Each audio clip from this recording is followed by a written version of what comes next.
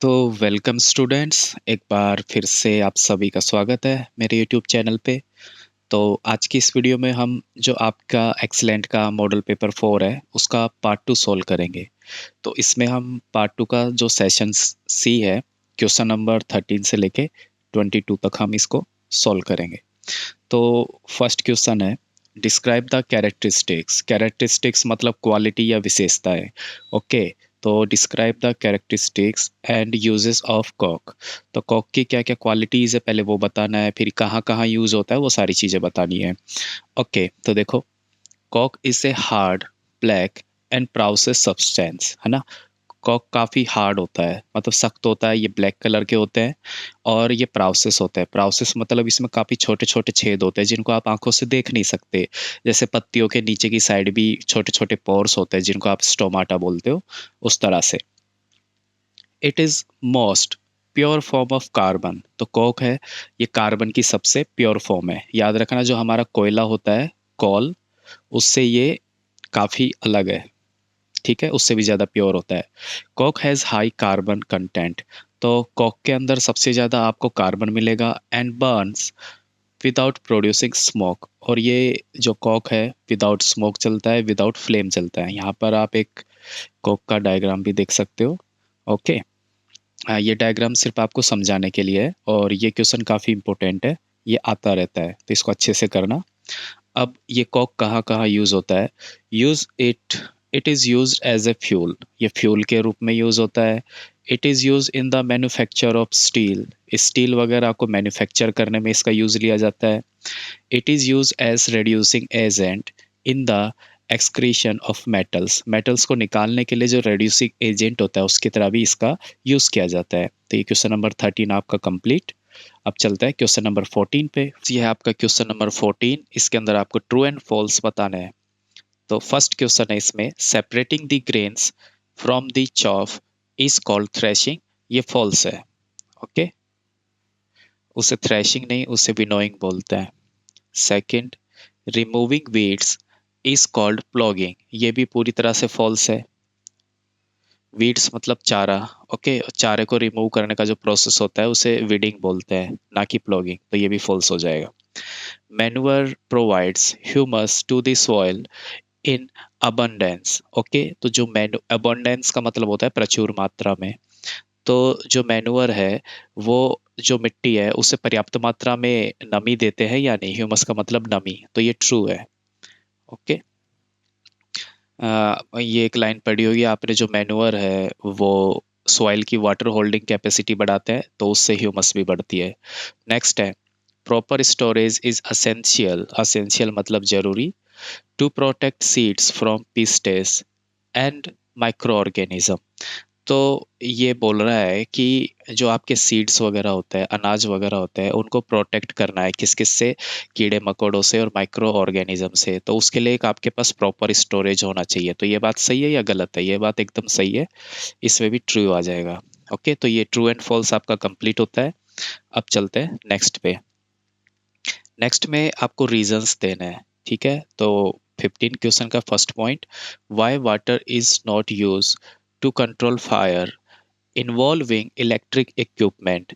Okay, तो जहां पर भी इलेक्ट्रिक इक्विपमेंट होते हैं ना, बिजली वाला कोई भी सामान होता है और वहां पर आग लग जाए, तो उस आग को बुझाने के लिए ना पानी का यूज नहीं करना चाहिए। ओके, तो इसका रीजन बताओ, ऐसा क्यों?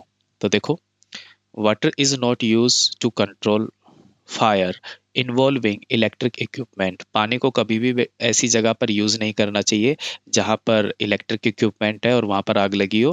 बिकॉज वाटर कंडक्ट इलेक्ट्रिसिटी, क्योंकि वाटर है वो भी इलेक्ट्रिसिटी को कंडक्ट करता है।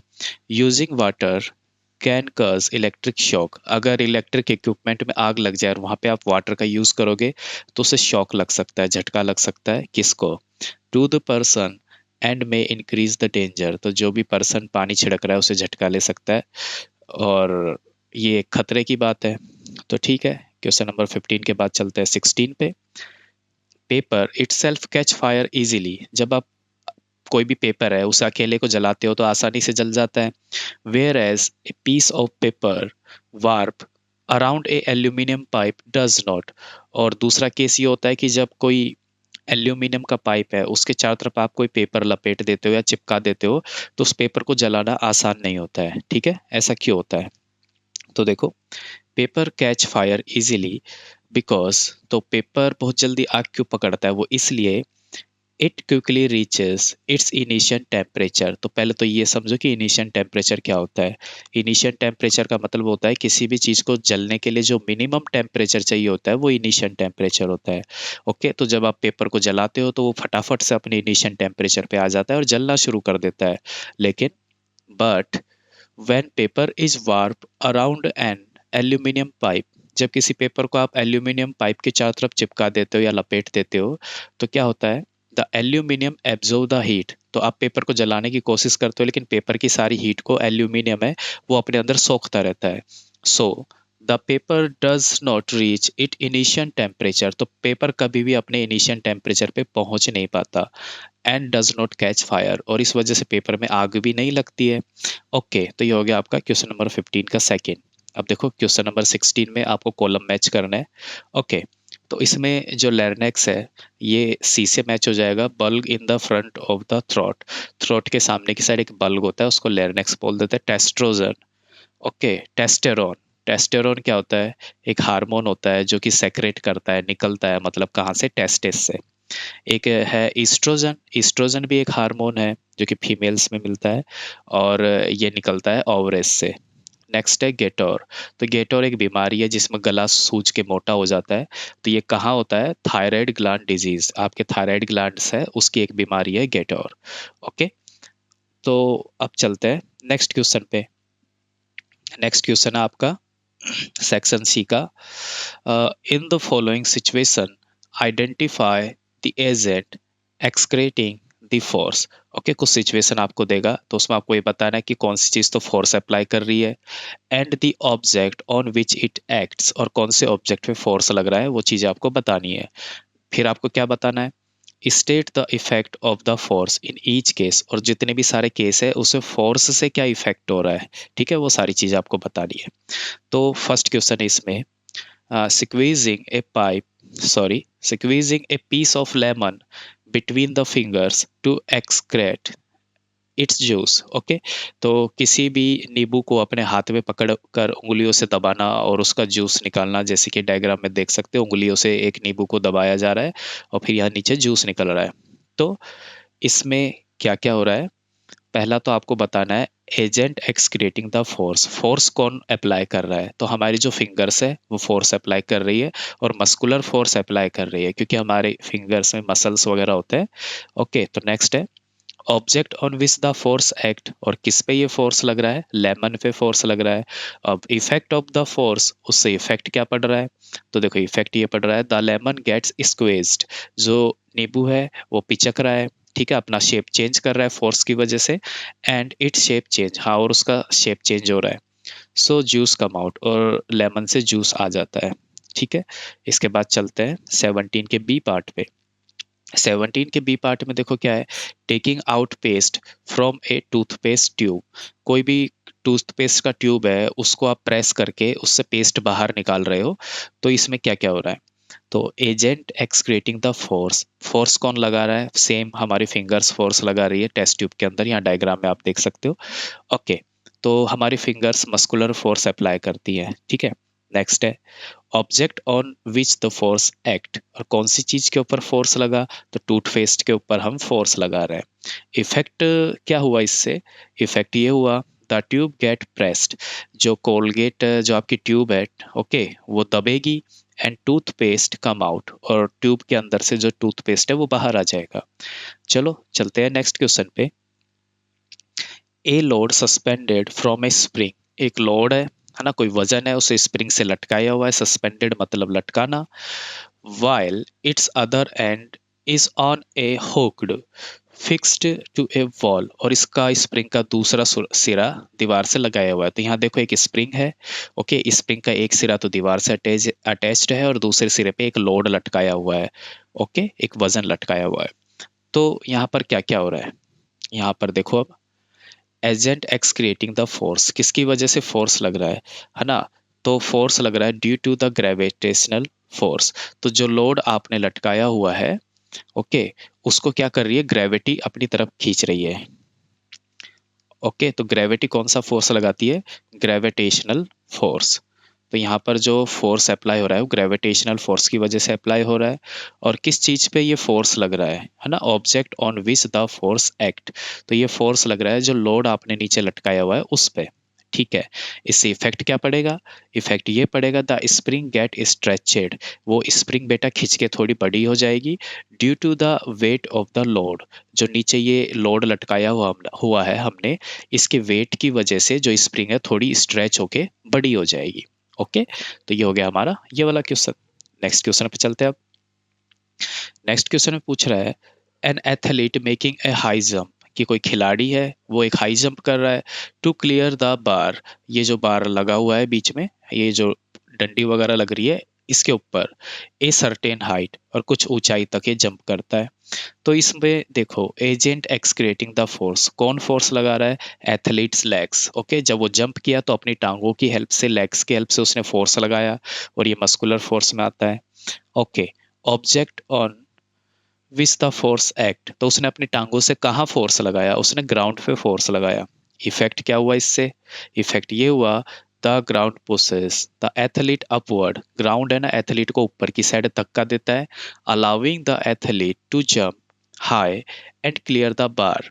तो इससे जो एथलीट क्या है बहुत हाई जंप करता है और बार के ऊपर होके कूद जाता है। बस ये हो गया। अब चलते हैं नेक्स्ट क्वेश्चन पे, क्वेश्चन नंबर 18। तो आपके सेक्शन सी का ये क्वेश्चन नंबर 18 है। इसके दो पार्ट है। ओके, सेकंड पार्ट में तो आपको क्या करना है, हाइड्रा का डायग्राम बनाना है। ये डायग्राम ही जो यहाँ पर बना हुआ है यही आपको आपके बोर्ड एग्जाम में बनाना है। ठीक है, और ये क्वेश्चन इंपॉर्टेंट है, आता रहता है। ओके, एनसीईआरटी बुक का डायग्राम है, और बोर्ड के एग्जाम में आपको वही डायग्राम बनाना है जो आपकी एनसीईआरटी की बुक में है, ये ध्यान रखना। ओके, तो ये डायग्राम आप बना सकते हो, ये मैंने एनसीईआरटी की बुक में से लिया है। तो देखो क्वेश्चन क्या है, what do you understand by budding, budding से आप क्या समझते हो। तो budding is a type of asexual reproduction. Okay, budding asexual reproduction का एक टाइप है, in which a new organism develop, जिसके अंदर एक नया जीव बनता है। कैसे, एज ए स्मॉल आउट ग्रोथ, है ना, एक छोटा सा बर्ड ग्रो करता है। ओके, जैसे यहाँ पर देख सकते हो एक छोटा सा बर्ड यहाँ पे ग्रो कर रहा है। Okay, on the body of the parent, parent की बॉडी पे, मतलब ये जो यहाँ पर देखो अच्छे से बता देता हूँ, ये जो बड़ा वाला हाइड्रा है बाहर आपको जो दिख रहा है ये तो है पेरेंट। ओके, और ये इसमें जो छोटा बर्ड ग्रो कर रहा है ये इसका डॉटर या ऑफ स्प्रिंग इसे बोल सकते हो। नेक्स्ट है, the bud grows and later separate from the parent. तो ये बर्ड देखो धीरे धीरे बड़ा हो रहा है, और जब ये एक बार बड़ा होके मैच्योर हो जाता है तो ये अपने पेरेंट की बॉडी से अलग हो जाता है। ठीक है, फ्रॉम ए न्यू इंडिविजुअल, और एक नया स्वतंत्र प्राणी बन जाता है। बस ये हो गया आपका क्वेश्चन नंबर 18 कंप्लीट। अब चलते हैं हम क्वेश्चन नंबर 19 पे। क्वेश्चन नंबर 19 का फर्स्ट पार्ट देखो, डस प्योर वाटर कंडक्ट इलेक्ट्रिसिटी, क्या प्योर वाटर इलेक्ट्रिसिटी को कंडक्ट करता है। ओके, तो साइंस की लैंग्वेज में प्योर वाटर का मतलब होता है कि वाटर के अंदर सिर्फ H2O होगा और कुछ भी नहीं होगा। Okay, if not what can we do to making it conducting, और अगर प्योर वाटर इलेक्ट्रिसिटी कंडक्ट नहीं करता तो उसे इलेक्ट्रिसिटी कंडक्ट करवाने के लिए हम क्या कर सकते हैं। तो यहाँ पे डायग्राम में देख लो, यहाँ पर एक बैटरी है। ओके, बैटरी का एक पॉइंट यहाँ पर लगा रखा है, एक पॉइंट वहाँ लगा रखा है, क्लियर, और इसको एक बल्ब से अटैच कर रखा है। तो जो इसमें है क्या, फर्स्ट केस में प्योर वाटर है तो ये बल्ब ग्लो नहीं करेगा। अब सेकंड केस में जैसे ही हम इसमें सॉल्ट ऐड करते हैं तो ये बल्ब ग्लो करने लग जाता है। ओके, देखो इससे अब इसकी लैंग्वेज देख लो, pure water does not conduct electricity, pure water है ना इलेक्ट्रिसिटी को कंडक्ट नहीं करता है। Second, to make it conducting, और अगर आप चाहते हो प्योर वाटर इलेक्ट्रिसिटी को कंडक्ट करे या अपने अंदर होके फ्लो होने दे, we can add small amount of salt, तो आप उसमें थोड़ा बहुत नमक मिला दो या फिर थोड़ा बहुत एसिड मिला दो टू द वाटर, पानी के अंदर, तो उससे वो इलेक्ट्रिसिटी कंडक्ट करने लग जाएगा। ओके, तो ये हो गया, और ये जो डायग्राम है ये सिर्फ आपको समझाने के लिए है। ठीक है, ये एग्जाम में आपको नहीं बनाने हैं। नेक्स्ट है क्वेश्चन नंबर 19 का second, in case of fire before the fireman use the water hose, water hose का मतलब होता है पानी की नलियां। Okay, they shut off the main electric supply of the area. Okay, तो जो भी है ना, वाटरमैन आग लग जाती है तो फायरमैन क्या करता है कि पानी की नली का यूज करने से पहले उस एरिया की लाइट को कटवा देता है। Explain why they do this, तो वो ऐसा क्यों करते हैं उसे समझाना है। तो देखो, बिफोर यूजिंग वाटर होसेस, पानी की नलियों को यूज करने से पहले fireman shut off the main electrical supply. तो फायरमैन है जो पूरी की पूरी इलेक्ट्रिक सप्लाई को ही बंद करवा देता है। क्यों? बिकॉज वाटर कंडक्ट इलेक्ट्रिसिटी, क्योंकि वाटर है वो भी इलेक्ट्रिसिटी को कंडक्ट करता है। If the electricity is not switch off, अगर आपने इलेक्ट्रिसिटी को स्विच ऑफ नहीं किया, the water can carry electric current, तो पानी में होके जो इलेक्ट्रिक करंट है वो आ जाएगा, and cause serious electric shock to the fireman, और उस आग बुझाने वाले को, फायरमैन को, एक बहुत तेज बिजली का झटका भी लग सकता है। ओके, तो ये हो गया आपका क्वेश्चन। अब चलते हैं नेक्स्ट क्वेश्चन पे। नेक्स्ट क्वेश्चन है क्वेश्चन नंबर 20। इसमें फिल इन द ब्लैंक्स है। तो फर्स्ट क्वेश्चन देखो, the movement of an object about its centre of position. Okay, कोई ऑब्जेक्ट है वो अपने सेंटर की पोजीशन से मूव कर रहा है। कैसा कैसा मूवमेंट कर रहा है? बैक एंड फोर्थ मूवमेंट कर रहा है। ठीक है, तो उसे आप क्या बोलोगे, फ्रीक्वेंसी या वाइब्रेशन? उसे आप वाइब्रेशन बोलोगे। ठीक है, फ्रीक्वेंसी क्या होता है? फ्रीक्वेंसी का मतलब होता है वाइब्रेशन इन 1 सेकेंड, 1 सेकेंड में कितना वाइब्रेशन हुआ वो फ्रीक्वेंसी हो जाता है। या फिर फ्रीक्वेंसी को ऐसे भी कह सकते हो, ऑसोलेशन इन पर सेकेंड, 1 सेकेंड के अंदर कितना ऑसोलेशन हुआ वो फ्रीक्वेंसी हो जाता है। ओके, तो यहाँ पर सेकेंड कहीं भी यूज नहीं हुआ तो इसे वाइब्रेशन सही आंसर जाएगा। In humans sound is produce by, तो इंसानों के अंदर आवाज किस वजह से प्रोड्यूस होती है? तो इसमें लैरिंक्स आ जाएगा आपका, जो कि मैंने ऑलरेडी बॉक्स करके रखा है। साउंड रिक्वायर ए, इसमें आएगा मीडियम। ओके, साउंड को ट्रेवल करने के लिए मीडियम चाहिए होता है। विदाउट मीडियम साउंड ट्रेवल नहीं करता। जैसा कि हमारा एक स्पेस का एग्जांपल ले लो, आपको पता है स्पेस के अंदर वैक्यूम होता है, मतलब वहां पे हवा भी नहीं होती, तो उधर साउंड ट्रेवल नहीं करता। नेक्स्ट है, loudness is determined by the dash of the vibration. तो लाउडनेस को आप किससे डिटरमाइन करोगे? वाइब्रेशन की फ्रीक्वेंसी से या वाइब्रेशन के एम्पलीट्यूड से? तो इसमें एम्पलीट्यूड आपका सही आंसर आ जाएगा। नेक्स्ट चलते हैं क्वेश्चन नंबर 20 का फर्स्ट। ये 20 का फर्स्ट है, 20 तो अभी किया था, आएगा इसे 21 होगा। हाँ, ये 21 है। इसको सही कर लेता हूँ थोड़ा सा, सही भी नहीं हो रहा। लो, हो गया सही। ये 21 है। तो देखो, suggest to measure to protect our self from lightning. Okay, तो कहीं पे भी अगर बिजली वगैरह गिर रही है तो उससे खुद को बचाने के लिए 2 तरीके बताओ। Okay, stay indoor and avoid using electrical appliance during the thunder storm. तो जब भी कहीं पे तूफान के साथ बिजली वगैरह आती है तो वहां पर आपको क्या करना होता है कि एक तो घर के अंदर रहना चाहिए, स्टे इंडोर मतलब घर के अंदर रहना चाहिए, और घर के अंदर जो इलेक्ट्रिकल अप्लायंस है उनको आपको यूज नहीं करना चाहिए। नेक्स्ट, दूसरा क्या है? Do not stand under tall tree, कोई भी बड़ा पेड़ है उसके नीचे खड़ा नहीं होना चाहिए। और in open fields during the lightning, तो जब भी बिजली गिर रही है, एक तो बड़े जो लंबे लंबे पेड़ होते हैं उनके नीचे खड़े मत हो। ठीक है, वहां पे खतरा ज्यादा होता है। और कोई खुला मैदान है तो उसके अंदर भी खड़े मत हो, क्योंकि बिजली ऊंची जगह पे पहले गिरती है। तो ये आपका क्वेश्चन नंबर 22 है। Show the image formed by a plane mirror, एक प्लेन मिरर से इमेज कैसे बनता है उसको समझना है। तो पहले तो देखो, ये पूरा आपको पढ़ना पड़ेगा। ये पूरा पढ़ने के बाद इसको एक कागज पे भी बना के दिखाएंगे, उससे ये क्लियर हो जाएगा। तो एक बार इसे पढ़ लेते हैं। तो a source of light O is place in front of a plane mirror P Q, एक पी क्यू नाम का कोई प्लेन मिरर है ना, उसके सामने एक ओ नाम का लाइट सोर्स आपने रख दिया। तो फिर क्या होता है? Two rays O A and O C fall on the mirror, तो उस लाइट सोर्स से है ना 2 रे मतलब 2 किरणें आएगी, एक तो ओ ए और एक ओ सी। ओके, और ये मिरर के ऊपर गिरेगी। फर्स्ट, सबसे पहले आपको क्या करना है? Draw normals at point A and C. Okay, तो ये जो रेज आ रही हैं ये पॉइंट ए और पॉइंट सी पे आके गिरेंगी, तो वहां पर आपको 2 नॉर्मल ड्रॉ करना है, मतलब एक सीधी लाइन ड्रॉ करनी है 90 डिग्री के एंगल के साथ। Then draw the reflected ray using the rule that the angle of incidence equal to the angle of reflection. इस नॉर्मल के ऊपर आपको एक चांदा रख के एक रिफ्लेक्टेड रे भी ड्रॉ करनी पड़ेगी। इस तरह से ड्रॉ करना है कि एंगल ऑफ इंसिडेंस और एंगल ऑफ रिफ्लेक्शन दोनों बराबर हो। फिर name the reflected rays as A B and C D, जो रिफ्लेक्टेड रेज आ रही है उनको ए बी और सी डी नाम दे दो। फिर when the reflected rays are extended forward, तो ये रिफ्लेक्टेड रे को जब आप आगे की साइड बढ़ाओगे, दे डू नॉट मीट, ये मीट नहीं करेंगी, ओके।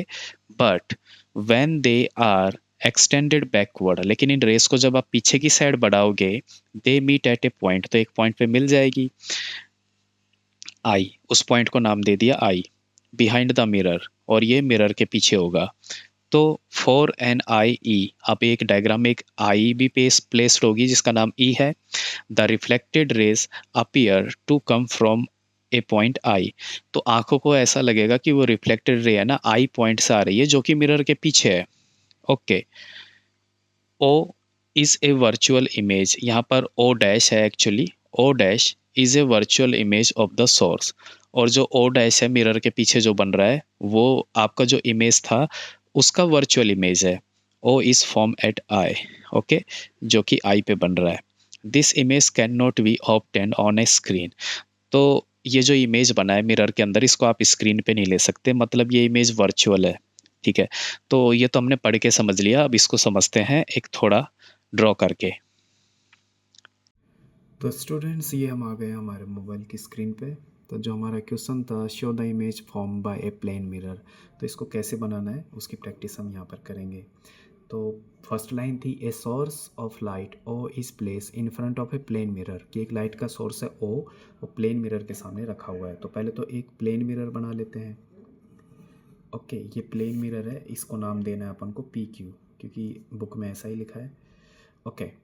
इसके बाद में आपको क्या करना है, ये प्लेन मिरर है, ये इसका पॉलिश सरफेस हो गया, और ये इस दूसरा वाला सरफेस है इसका ऊपर वाला, ये हो जाता है रिफ्लेक्टिव सरफेस। तो इसके सामने कोई एक ऑब्जेक्ट रखा है, लाइट सोर्स, इसको ओ नाम दे देना है, ओके।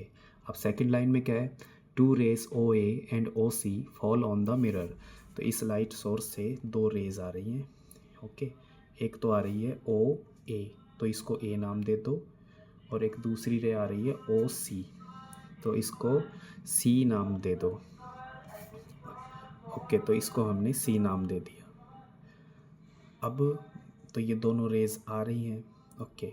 बाद में क्या कह रहा है ये, first draw normal at the point A and C, अभी जो पॉइंट ए और सी है इस पर आपको नॉर्मल बनाना है। तो वो नॉर्मल आप क्या कर सकते हो, अपना एक चांदे की हेल्प लेके और वो नॉर्मल बना सकते हो। तो ये जो ए पॉइंट है इस पर आपको ये सेंटर पॉइंट रखना पड़ेगा, ओके। और फिर 90 डिग्री पे एक पॉइंट लगा दो, और पॉइंट लगाने के बाद उसे मैच कर दोगे तो ये आपका नॉर्मल बन गया। ऐसे ही एक नॉर्मल सी पॉइंट पे भी आपको बनाना है, ओके। तो ये सी पॉइंट पे भी मैं एक नॉर्मल ड्रॉ कर देता हूँ, ये सी पॉइंट पे भी एक नॉर्मल ड्रॉ हो गया, ओके। इसके बाद में क्या करना है, then draw the reflected ray using the ruler, तो इसी रूलर का यूज़ करके हमें रिफ्लेक्टेड रे भी ड्रॉ करनी है। और रिफ्लेक्टेड रे ड्रॉ करते टाइम हमें ये ध्यान रखना है कि ये जो रे इंसिडेंट हो रही है इसने जो जितना एंगल बनाया है उतना ही एंगल यहाँ पर बनेगा रिफ्लेक्टेड रे का। तो ठीक है, देखते हैं ये कितने एंगल पर आ रही है। ये आ रही है करीब 55 डिग्री के एंगल पे, तो ये जो जाएगी वो भी 55 डिग्री के एंगल के अप्रोक्स ही जाएगी। तो इसे भी हम ड्रॉ कर लेते हैं 55 डिग्री के एंगल पे,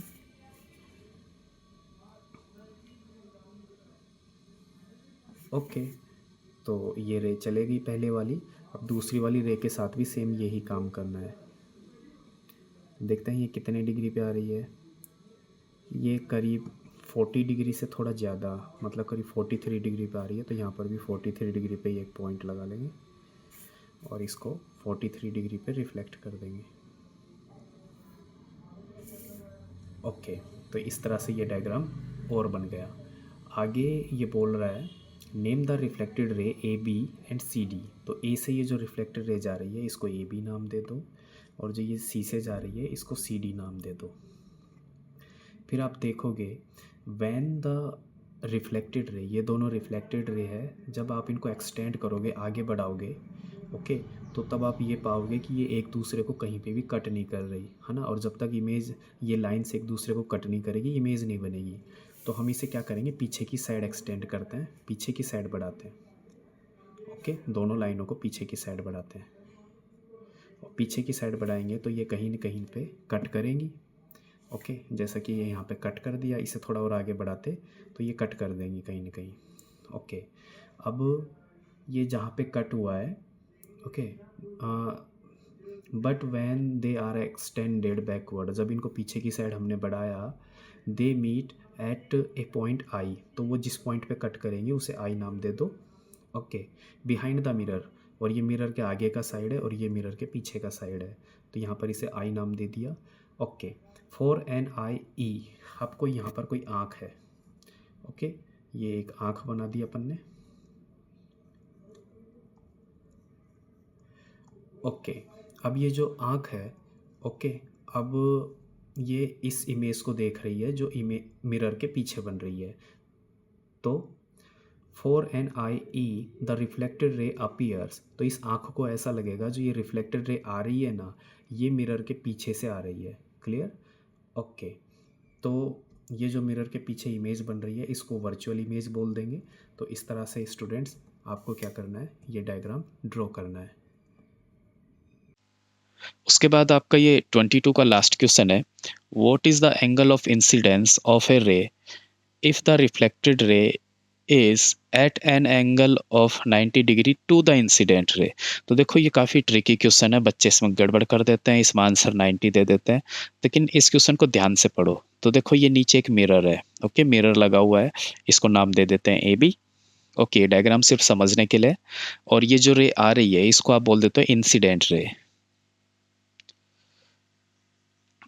इंसिडेंट रे हो जाता है आपका ये, और जो रे जा रही है उसको बोल देते हैं रिफ्लेक्टेड रे।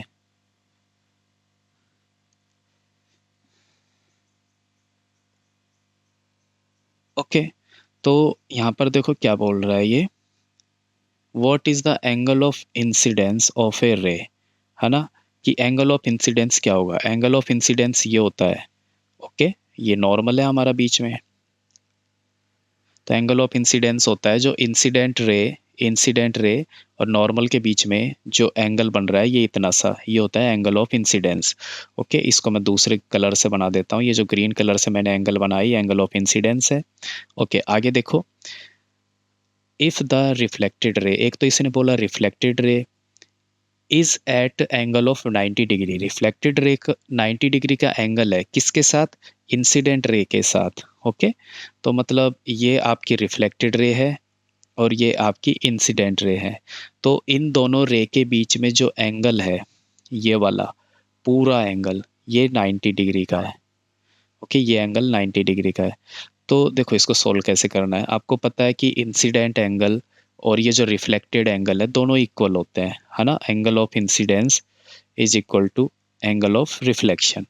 ओके, तो यहाँ पर टोटल एंगल बन रहा है 90, अगर आप एंगल ऑफ इंसिडेंस और एंगल ऑफ रिफ्लेक्शन को ऐड कर दोगे तो टोटल एंगल बन रहा है 90 डिग्री। क्लियर? अब आपने ऊपर अभी कहा कि एंगल ऑफ इंसिडेंस और एंगल ऑफ रिफ्लेक्शन इक्वल होते हैं, तो हम क्या करते हैं, एंगल ऑफ रिफ्लेक्शन की जगह एंगल ऑफ इंसिडेंस ही रख देते हैं, क्योंकि दोनों इक्वल है तो हम ऐसा कर सकते हैं। तो यहाँ पर टोटल हो गए 2 angle of incidence equals to 90 degree. अब ये 2 इधर मल्टीप्लाई में है, उधर जाएगा तो डिवाइड में हो जाएगा, जैसा कि मैं करके दिखाता हूँ। 90/2 हो गया, तो इक्वल्स टू ये आ जाएगा 45। तो इस क्वेश्चन में आंसर जाएगा आपका 45। तो थैंक यू स्टूडेंट्स, इसी के साथ ये आपका पार्ट सी भी कंप्लीट हुआ। Please like share and subscribe. Thank you.